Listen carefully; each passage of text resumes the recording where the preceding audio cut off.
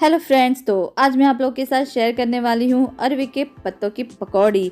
तो इसे यूपी में रिकवच कहा जाता है और महाराष्ट्र में आलू वड़ी। तो ये खाने में बहुत ही स्वादिष्ट और बहुत ही क्रिस्पी होता है।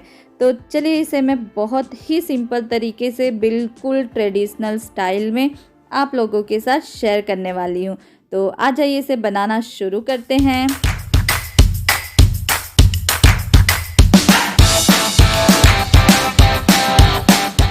तो इसे बनाने के लिए मैंने ले लिया है अरवी के पत्ते। तो छोटे बड़े साइजेस आप अलग अलग करके रख दें। और ये देखिए जो मोटे मोटे डंठल हैं इसकी, इसे हम काट देंगे।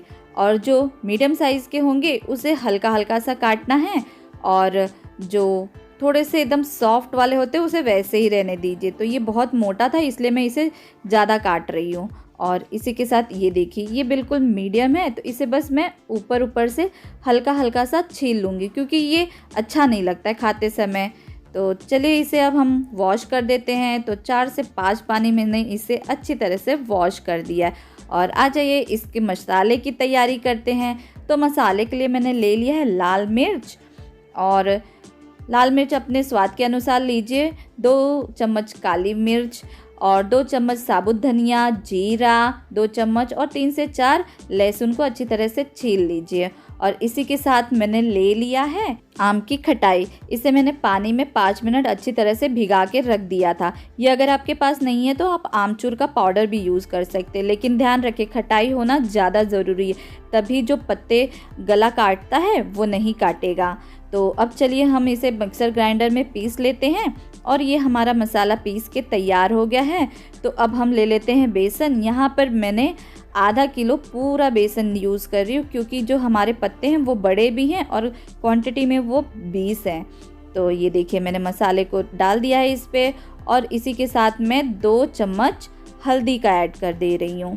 तो हल्दी ऐड करने के बाद मैंने इसमें ऐड कर दिया है अब 3 चम्मच नमक। तो नमक आप अपने स्वाद के अनुसार रखिए और बेसन की क्वांटिटी भी आपके पास जितने पत्ते हैं उस हिसाब से आप रख सकते हैं। तो मिक्सर जार में जो भी मसाले लगे थे तो इस तरह मैं पानी डाल के उसका भी यूज़ कर ले रही हूँ। तो ध्यान रखें पानी का इस्तेमाल थोड़ा थोड़ा ही करें क्योंकि जो बेसन हमें घोल बनाना है उसको थोड़ा गाढ़ा ही रखना है, पतला नहीं करना है। इतना मतलब गाढ़ा रखना है कि बेसन पे आसानी से लग जाए। तो ये देखिए हमारा बेसन तैयार हो गया है। ये बिल्कुल गीला नहीं है, अच्छा सा गाढ़ा बैटर तैयार किया है मैंने। तो चलिए अब हम रिकवच बनाना शुरू करते हैं। तो ये देखिए एक थाली, बड़ी सी थाली ले लेनी है और जो सबसे बड़ा पत्ता हो उसे सबसे नीचे रखना है। तो इस तरह से उस पर अच्छी तरह से आप बेसन को लगाते हुए चारों तरफ से कहीं से खाली ना रहे और एक एक करके पत्ते हमें इस पर लगाते जाना है। तो पत्तों पे अच्छी तरह से हमें बेसन को लगाना है और जहाँ जहाँ ज़रूरत पड़े वहाँ वहाँ हमें पत्ते रखते हुए, कितना बड़ा आपको ये चाहिए उस हिसाब से आप इसको लगा सकते हैं। तो ये देखिए मैंने चारों तरफ से पत्ते लगाते हुए बेसन को भी लगा रही हूँ और पत्ते भी लगा रही हूँ। तो इस तरह हमें सारे पत्ते लगा के तैयार कर लेना है। तो यहाँ पर मैं 10-10 पत्तों का सेट बना रही हूँ। आपके पास जितने भी पत्ते हों आप इस हिसाब से बना सकते हैं। तो ये हमारे पत्ते लग के तैयार हो गए हैं। तो देखिए इस तरह से इसको फोल्ड करना है। तो साइड से फोल्ड कर लीजिए, थोड़ा ज़्यादा लेके ही फोल्ड करिए अगर आप पहली बार बना रहे हैं तो, क्योंकि थोड़ा थोड़ा लेंगे तो वो खुल जाएगा। और इस तरह से बेसन लगा के उसको सेट कर दीजिए दोनों तरफ से। तो यहाँ से भी मैंने नीचे से भी फोल्ड कर दिया है और ऊपर से भी, चारों तरफ से हमें इसे फोल्ड करना है। और ये देखिए बेसन लगाने से क्या होता है, ये थोड़ा सा बैठ जाता है। तो इस तरह से राउंड राउंड करते हुए आप इसको फोल्ड कर दीजिए। और अगर यहाँ पर आपको चाहिए तो आप किसी धागा से इसे बांध सकते हैं। मैं यहाँ पे किसी धागे से नहीं बांध रही हूँ, सिर्फ बेसन को सभी तरह से लगा देती हूँ। तो ये देखिए फ्रंट से भी बेसन लगा दीजिए जिससे ये दोनों आपस में चिपक जाते हैं तो खुलते नहीं हैं।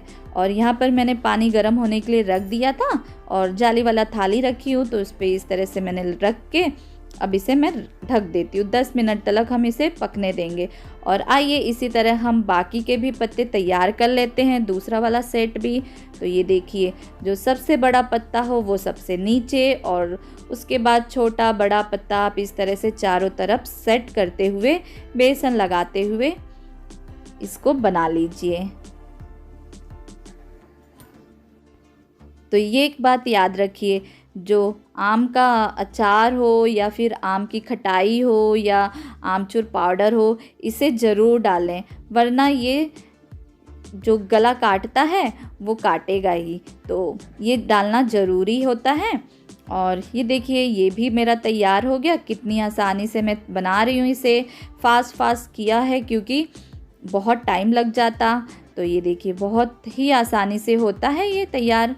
तो इस तरह से इसे दोनों हाथों से दबाते हुए तैयार कर लीजिए और चारों तरफ इस तरह से बेसन का घोल लगा दीजिए जिससे ये खुले ना। तो ये तैयार हो गया है और इसे भी मैं स्टीम करने के लिए रख दे रही हूँ। तो ये देखिए, मेरा पहला वाला भी नहीं खुला है और दूसरा वाला भी मैं ढक के 10 मिनट के लिए इसे भी पका लूँगी। तो 10 मिनट के बाद हम इसे चेक कर लेंगे। तो खोलते समय लीड आप ध्यान रखें अपने हाथों का, क्योंकि बहुत ज़्यादा स्टीम होता है इसमें, और चाकू की मदद से हम चेक कर लेंगे। तो ये देखिए, हमारा लगभग हो के तैयार हो गया है। लेकिन जो दूसरा वाला हमने थोड़ा देर के बाद डाला था, तो 2 मिनट हम इसे और पका लेंगे ढक के। तो 2 मिनट के बाद ये पूरी तरह से बन के तैयार हो गया है। अब इसे हम बाहर निकाल लेंगे। तो थोड़ा देर आप इसे ऐसे ही रहने दीजिए, और फिर जैसे ये हल्का सा ठंडा होगा ये खुद निकल जाता है। तो मैंने इसे अब एक ट्रे में निकाल के रख दी हूँ और इसे बिल्कुल ठंडा होने दूँगी। तो ये अब रूम टेम्परेचर पे आ गया है और इसे मैं अब पतले पतले स्लाइसेस में कट कर ले रही हूँ। तो आपको जितना ज़्यादा इसे मोटा या जितना ज़्यादा पतला रखना है आप अपने अनुसार रख सकते हैं। तो मैं इसे थोड़ा पतला पतला ही कटिंग कर रही हूँ। तो इस तरह मैं सारे अपने वड़े कट करके रख लूँगी। तो ये देखिए, मैंने सारे वड़े कट कर लिए हैं। तो कोई कोई इसे ऐसे भी खाना पसंद करता है और कोई इसे फ्राई करके भी खाना पसंद करता है। तो यहाँ पे मैंने तवे पे तेल गरम कर दिया है। चाहिए तो आप कढ़ाई में भी फ्राई कर सकते हैं, लेकिन तवे का जो टेस्ट होता है वो अलग ही होता है। तो इस तरह से देखिए, मैं एक एक करके अपने हाथों को बचाते हुए आप इसे इस तरह से तवे पे एक एक करके रख लीजिए और बस 2 मिनट हल्का सा इसको गोल्डन ब्राउन होने दीजिए। और चाकू की मदद से आप चेक कर सकते हैं कि नीचे ये जल तो नहीं रहा है, और फिर इसे चाकू के मदद से ही आप पलट दीजिए। तो ये मैंने पलट दिया। बस 2 मिनट मैंने इसे हल्का गोल्डन ब्राउन होने दिया। और देखिए, यहीं पर हम इसे थोड़ा थोड़ा सा साइड कर लेंगे, क्योंकि जो तेल इसके अंदर गया होगा वो यहीं पर तवे पे ही गिर जाएगा। या फिर आप इसे एक टिश्यू पेपर पे भी निकाल सकते हैं। मैं इसी तरह से करती हूँ। तो हमारा तेल भी अब निकल गया है। अब हम इसे एक प्लेट में निकाल लेंगे। तो देखा कितने आसानी से ये बनके तैयार हो गया है। तो आप इसे गर्मा गर्म सर्व करें, और अगर आपको इसे चटनी के साथ खाना है तो चटनी के साथ भी खा सकते हैं।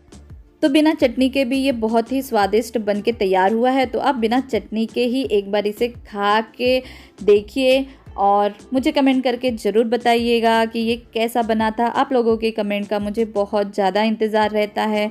आप लोगों के कमेंट से मुझे बहुत ज़्यादा मोटिवेशन मिलता है। तो अगर ये रेसिपी पसंद आई हो तो प्लीज़ इसे लाइक, शेयर एंड सब्सक्राइब कर दीजिएगा।